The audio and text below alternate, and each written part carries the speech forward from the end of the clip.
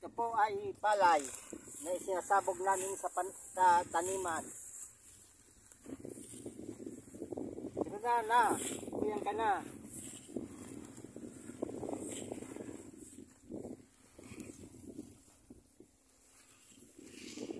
Magandang umaga po mga ka-farmers.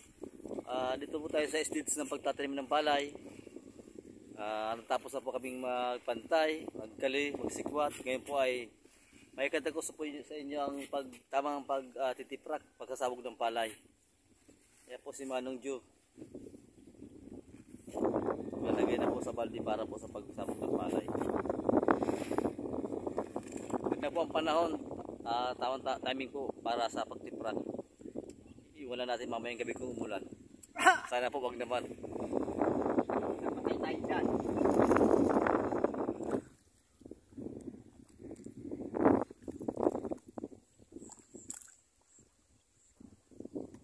Mga katropa, dinasalan niya na pa po.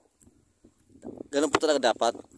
Wag po natin kakalimutan si Papa Jesus na magdasal. Para po bigyan po tayo ng masaganang ani.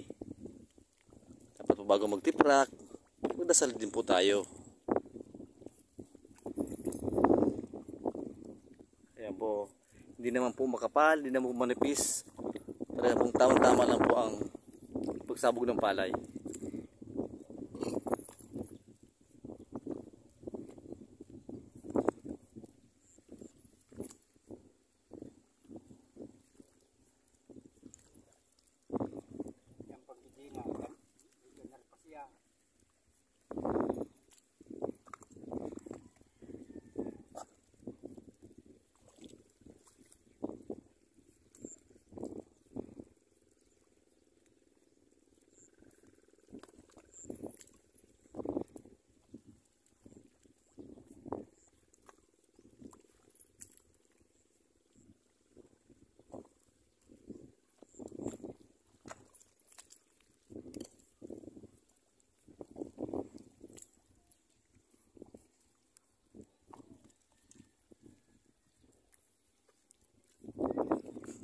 Mahaba pong proseso ang pagtatanim ng palay.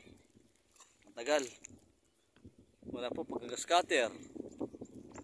Sunod po pagtatabas ng damo sa pilapil. Pag-spiral. Pangalawa pa yung pagpapadling. Pagpapantay ng lupa. Tapos po pagkakali. Tapos po yun, depende pa po yun sa panahon. Mag-aantay pa po ng tamang panahon para po makapagtrabaho. Kasi nga po, minsan nga po, kinakapos kami sa tubig. Pero ang lugar po namin, hindi po naman po inaabot ng patubig.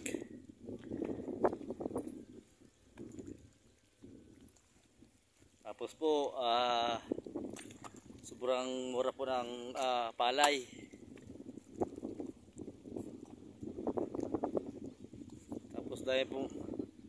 Dami pong hirap ang aming nararamdaman mga para palay.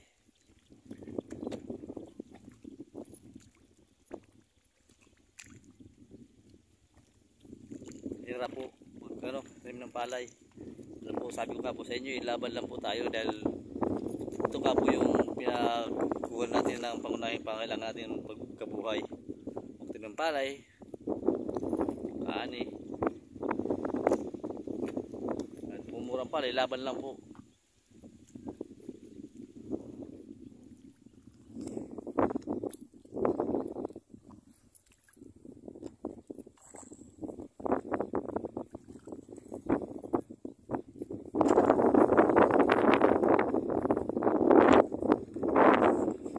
At hindi lang yun mga katropa, minsan po inabot din po kami ng pagkalugi.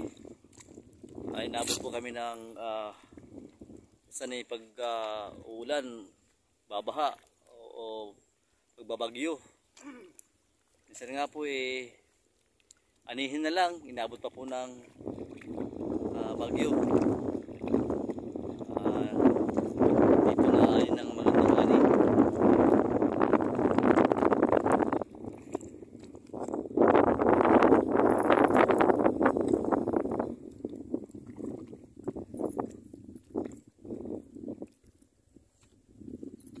Kaya ang pagtatanim po ng palay, masabi pong sapalaran din po eh.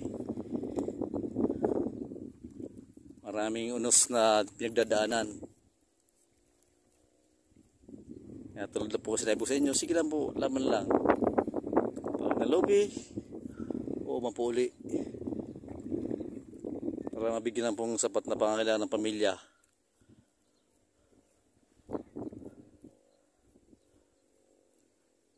Siguro po mga mamaya, binatin po ng mga 3 oras, 4 na oras, baka po matapos na po kami sa sasabog ng palay.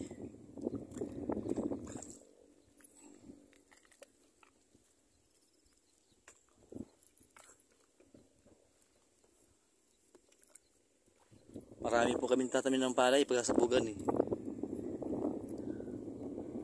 Po nagkakali, iba po ay nagpapantay na ng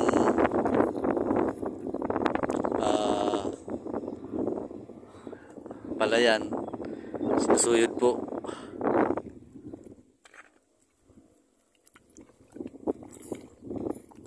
After po nito mga farmers, mga 3 araw po mag-i-spray ng sa similya.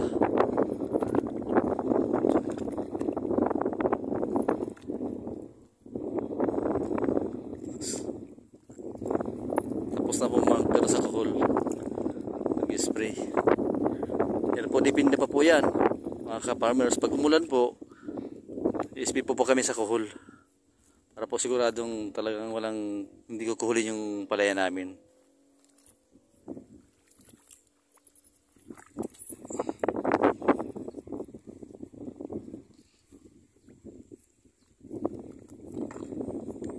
Ayan po mga ka-farmers, so tama lang po ang pagsabog. Hindi po makapal, manipis. Sabog po ng palay ay dapat po talaga yung marunong. Hindi naman po basta-basta magsasabog ng palay. Dapat po talaga may experience din.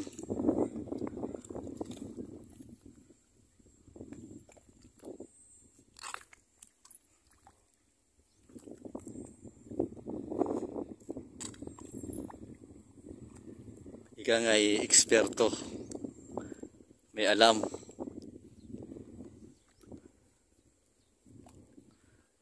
sa pagsasabog ng palay, dahil pinaghirapan na pong mabuti, ginastusan na. Dapat po ay maganda ang pagkakasabog ng palay.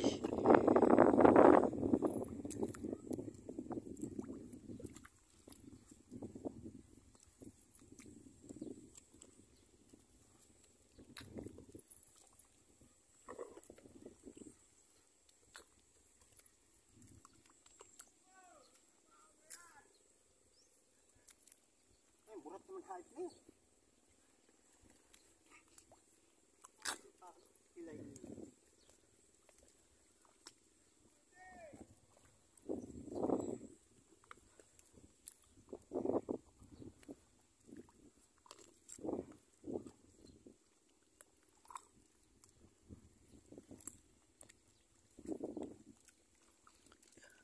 Pupokus ko po yung yung palay, yung distansya ng palay.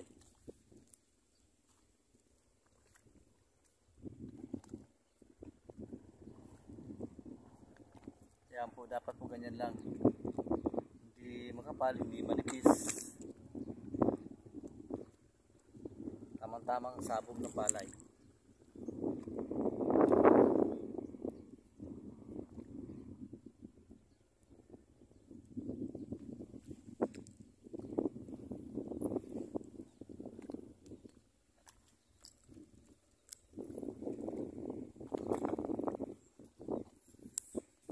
Mga ka-farmers, hanggang dito po lamang ang pakikita ko sa inyo, at sa susunod naman po ang pag-i-spray po ng sa similya ng palay. Mabuhay po tayong lahat, ingat po tayong lahat. God bless po. Samahan po natin ang dasal. para po maganda po ang ating pagkabuhay. Lalo na po sa aming magsasaka. Dapat po talaga dasal-dasal lang. Ingat po, God bless po.